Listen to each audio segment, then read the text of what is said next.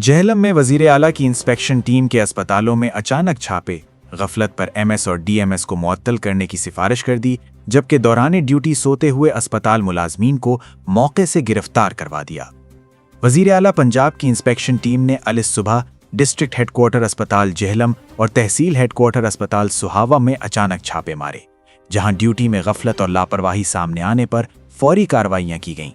ज़राए के मुताबिक MSTHQ Sohawa doctor Jain, DMSTHQ Jhelum doctor Ali Haider और खिदमत काउंटर पर तैनात अहलकार समर अब्बास की गैर हाजिरी और गफलत पर मुअत्तली की सिफारिश की गई है, जबकि CEO हेल्थ से भी वजाहत तलब करने की हिदायत की गई है।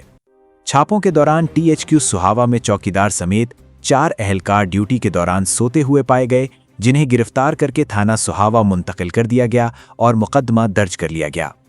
गिरफ्तार अफराद में चौकीदार Numan Ahmed, sanitary supervisor Mohammad Imran, sanitary workers Shahzad और मोहम्मद अफजल शामिल हैं। इंस्पेक्शन टीम की जानिब से ये कार्रवाइयां सुबह तकरीबन 3 बजे की गईं, ताकि अस्पतालों में ड्यूटी और मरीजों को फराहम की जाने वाली सहूलियात का हकीकी जायजा लिया जा सके।